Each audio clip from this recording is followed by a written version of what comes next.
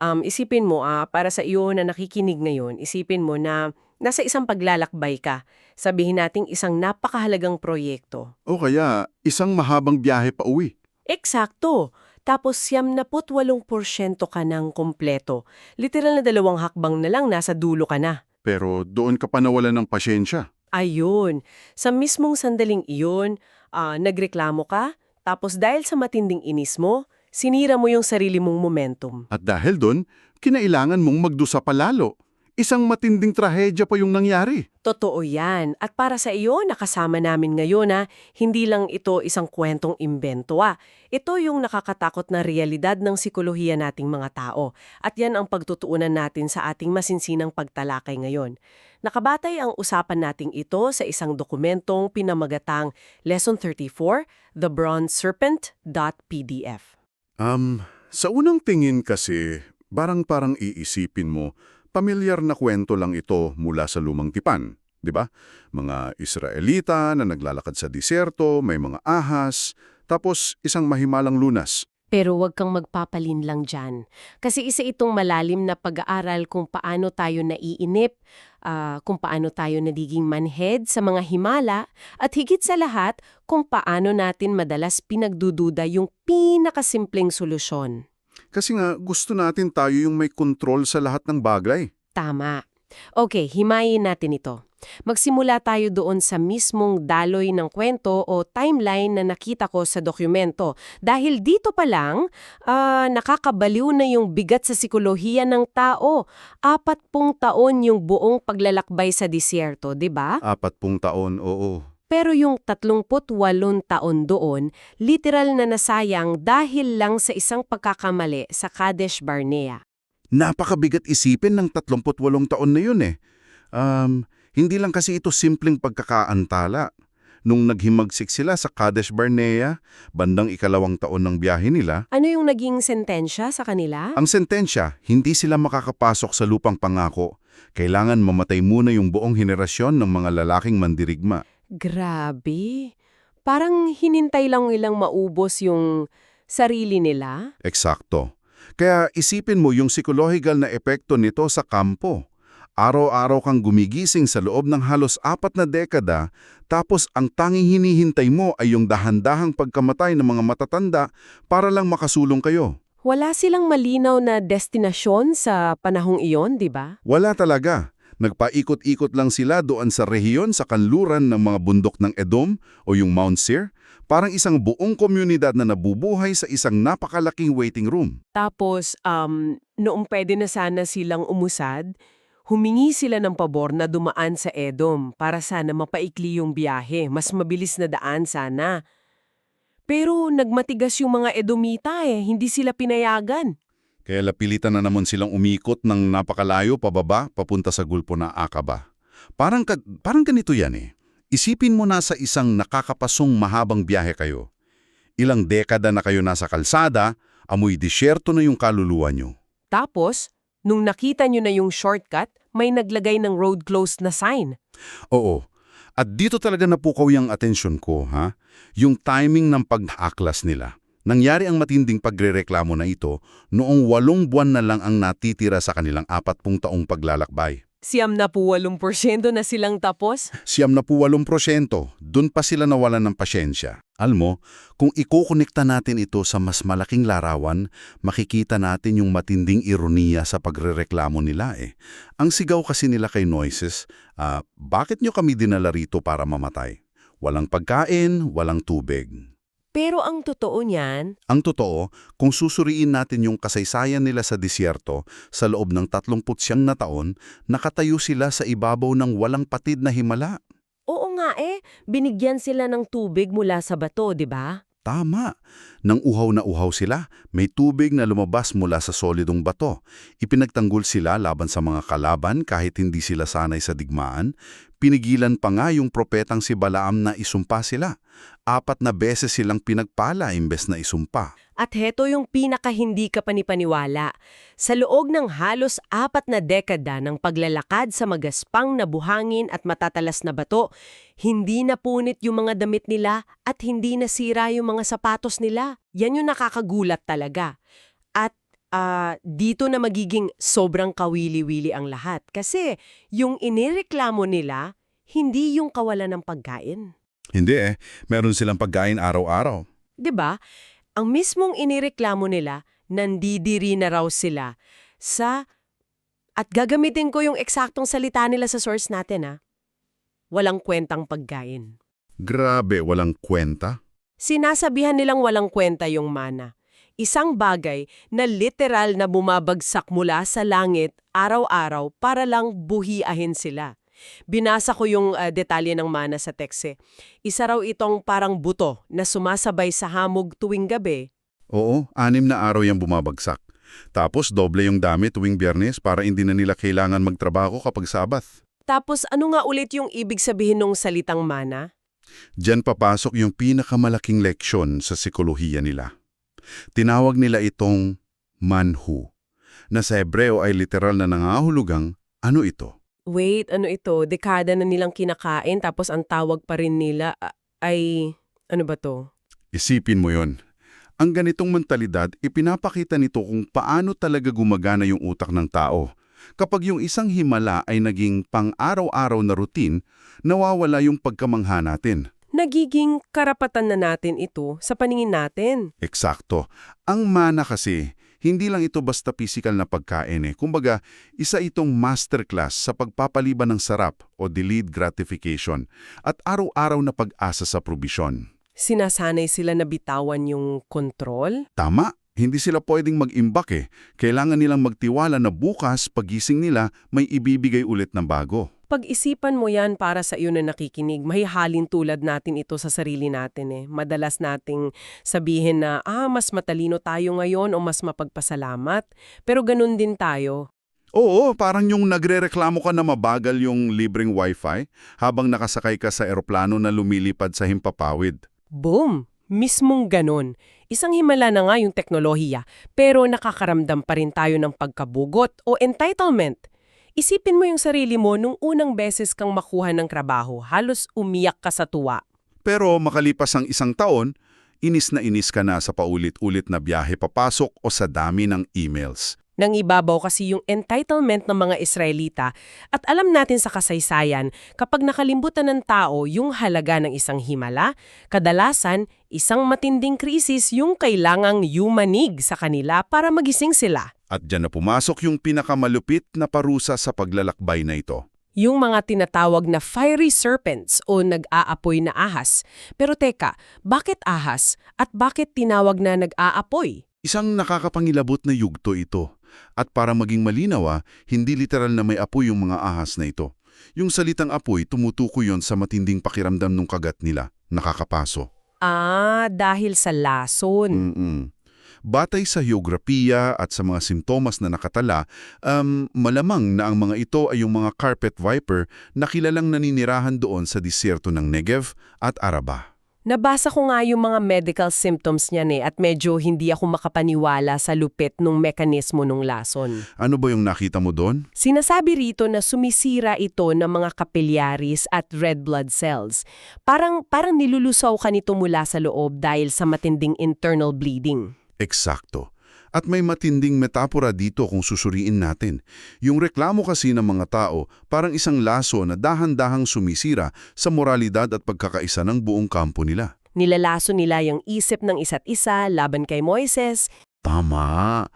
Kaya ang parusang dumating sa kanila ay isang pisikal na lason na sumisira rin sa kanila mula sa loob. At alam mo ba kung ano yung pinaka-nakakapaninlang sa kagat ng ahas na ito? Ano yon? Minsan, pagkatapos nung unang matinding sakit, bigla itong huhupa makalipas ang 2 o 3 araw. Mawawala yung sakit. Aakalain nung biktima na nakaligtas na siya. Iisipin niya, okay na ako, gumaling na. Pero sa likod ng panandali ang ginhawang iyon, patuloy na nawawasak yung mga ugat niya sa loob. Grabe. At bigla na lang siyang babagsak at mamatay dahil sa malawakang internal hemorrhaging. Ganyan din yung epekto ng pagrereklamo Akala mo nakakabuti dahil naiilabas mo yung galit mo, pero unti-unti nitong pinapatay yung kakayahan mong makita ang mabuti. Grabe yung false hope na ibinibigay nung lason na yun Akala mo, nakasurvive ka na, magsiselebrate ka pa, tapos bigla na lang bibigay yung internal organs mo. Nakakatakot talaga. Ang nakakalungkot dito, kinailangan pang dumanak ang napakaraming dugo bago naganap yung isang napakabihirang sandali. Nakita ko lito sa material, para lang sa ikalawang pagkakataon sa loob ng 39 na taon, umamin din sila sa wakas. Lumapit sila kay Moises. Oo, sabi nila nagkasala kami dahil nagsalita kami laban sa Panginoon at laban sa iyo. 39 na taon at libu-libong patay bago nila naibuka yung bibig nila para sabihing nagkasala kami. Ipinapakita lang niyan kung gaano katigas at ka-prideful ang puso ng tao. Ang hirap kasi sa atin, kailangan pa nating maubusan ng lahat ng pagpipilian bago natin ibaba yung sarili natin. Tapos dahil sa pag-aaming iyon, nanalangin si Moises para sa kanila. Pero yung naging tugon, yung naging lunas ay sobrang kakaiba, hindi pinatay yung mga ahas, di ba? Hindi. Sa halip, inutusan si Moises na gumawa ng isang ahas na yari sa tanso o bronze serpent at ilagay ito sa itaas ng isang mataas na poste. Tapos, Yung mekanismo ng paggaling nakakamangha sa pagiging simple nito Sino mang nakagat ng ahas, kailangan lang tumingin doon sa ahas na tanso at siya ay mabubuhay. diyan ako may malaking pushback pagkabasa ko nito Bakit ganun kasimple? Paanong simple? Ibig kong sabing, inireklamo nila yung himala ng mana araw-araw. Naghimagsik sila. Pagkatapos kapag nakagat sila at mamamatay na, titingin lang sila sa isang poste. At okay na. Walang ritual. Walang kailangan bayaran. Paano kung inutusan silang maglakad ng 50 kilometro ng nakaluhod o uminom ng mapait na katas ng halaman para makuha o ma-earn yung lunas? Mas madali kaya nilang paniwalaan yon? Siguro, kasi pakiramdam nila, pinaghirapan nila. 'Di ba? Parang ganito yan Isipin mo na may malalang virus yung laptop mo, tapos nandun lahat ng importanteng files mo. Tapos may nagsabi sa'yo, i-click mo lang itong link na ito at maayos lahat agad ng libre. Siyempre, magdududa ka. Magdududa ka talaga. Gusto nating paghirapan yung paggagaling natin para pakiramdam natin, hawak natin yung kontrol. Ang nakakabighani rito ay eksaktong iyan yung punto ng pagtingin. Yung simpleng pagtingin sa itaas ay isang ganap na pagtalikod sa ilusyon ng control natin. Para tanggalin yung pride nila. Oo, kung inutusan sila maglakad ng malayo o gumawa ng sarili nilang gamot, aariin nila yung kaligtasan nila Sasabihin nila, buhay ako dahil sa sarili kong pagsisikap. At babalik lang sila doon sa pagiging entitled nila. Mismo, ang pag-utos na tumingin lang ay isang matinding sampal sa pride nila. Upang mabuhay, kailangan nilang aminin na wala silang kakayahang iligtas yung sarili nila. Kailangan lang nilang maniwala. Isang simpleng pagtingin para mabuhay. Aaminin mo na wala kang magagawa at sa pamamagitan niyan makukuha mo yung kaligtasan.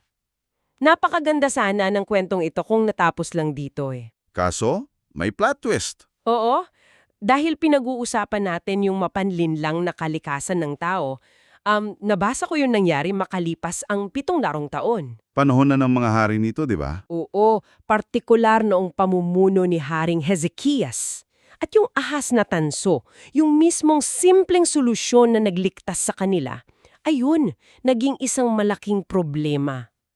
Ito marahil yung isa sa pinakamahalagang psychological insight sa buong dokumento natin Makalipas ang 7 siglo, inimngatan ng mga tao yung ahas na tanso na ito, pero imbes na maalala nila yung Diyos na nagbigay ng lunas, Sinimulan nilang sambahin yung mismong poste. oo, nagsusunog na sila ng insenso sa harap nito, tinawag nila itong Nehustan, kaya kailangang basagin at sirain ito ni Haring Hezekias para lang matigil yung idolatria. Isipin mo yung mekanismo niyan.